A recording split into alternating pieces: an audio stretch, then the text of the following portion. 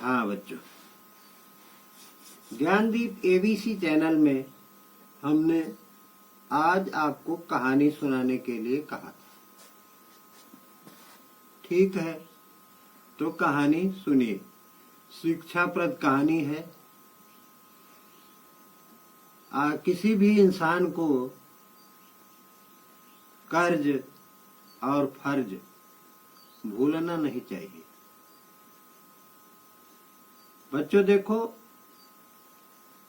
किसी गांव में दो व्यक्ति जो मित्र थे, वो दोनों रहा करते थे, जिनका नाम रतनलाल और मदनलाल था। बच्चों, पुराने समय की बात है, उनमें से एक के पास, जैसे गांव में किसी के पास ज्यादा धन होता है, किसी के पास कम रुपया होता है, उसी तरह से उन दोनों के पास भी था। रामधन जो था, रतनलाल जो था, वह कुछ पूंजी से कमजोर था और मदनलाल की पूंजी ज्यादा थी। दोनों में इतनी मित्रता थी कि जब उन्हें किसी चीज की जरूरत होती मदनलाल को, तो मदनलाल उनकी रतनलाल की सहायता करता।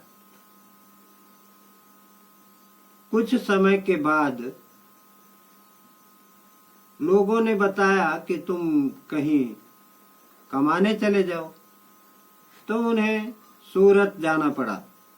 सूरत जाने के लिए भी पैसा चाहिए था, तो उन्होंने मदनलाल से रतनलाल ने 10,000 रुपया लिया। वो वहां जाकर के छोटे बिजनेस से शुरू हो करके धीरे धीरे बड़ा बिजनेस करने लगे, और बाद में जब उनका बिजनेस बढ़ गया तो उन्होंने बड़ी फैक्ट्री लगा दी। उनके एक पुत्र हुआ, और यहाँ जो मदनलाल थे, इनकी माली हालत कमजोर हो गई, चूंकि मदनलाल बीमार रहने लगे। तो उनका लड़का जो था वह परिश्रम करता, और परिश्रम करने के बाद जो धन कमाता वह केवल उनकी दवा और खाने पीने में हो जाता था।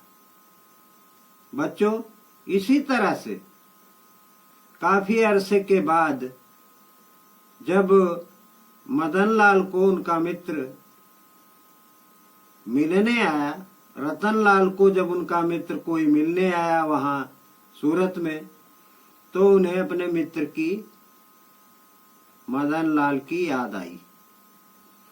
तो उन्होंने अपनी पत्नी और पुत्र दोनों को बुलाया और कहा कि हमें मित्र के यहाँ जाना है,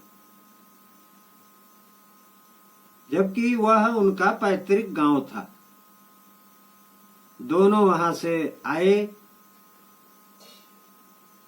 और वहां से आकर के रास्ते में कहीं बैंक से पैसा निकाले और तमाम पैसा ले जा करके अपने मित्र से मिलने गए, गाड़ी में बैठ करके, और वह मित्रता का फर्ज निभाते हुए उस 10,000 रुपए का 1 करोड़ रुपया दिया और कहा कि हमने आपसे कभी कर्ज लिया था, और उनको यानी मदनलाल को, उनके पुत्र को और उनकी एक पुत्री थी उसको, तीनों लोगों को रतनलाल ने अपने घर ले जाने के लिए कहा। पूरी रात लोगों ने विचार किया।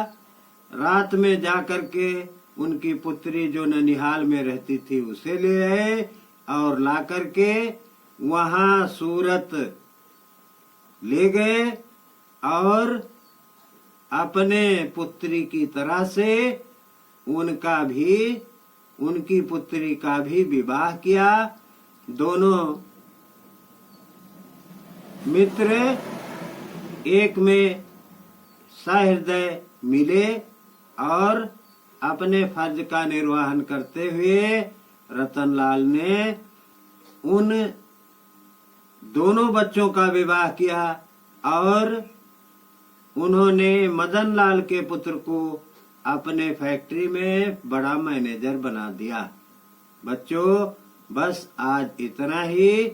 यह कहानी यदि आप लोगों को पसंद आई होगी तो आप लोग इसे लाइक, सब्सक्राइब और शेयर करना, और जहां आपका मन पढ़ाई से ऊबने लगे आप लोग कमेंट में लिखो। मैं आप लोगों को कहानियां जरूर सुनाऊंगा। धन्यवाद। बस आज इतना ही।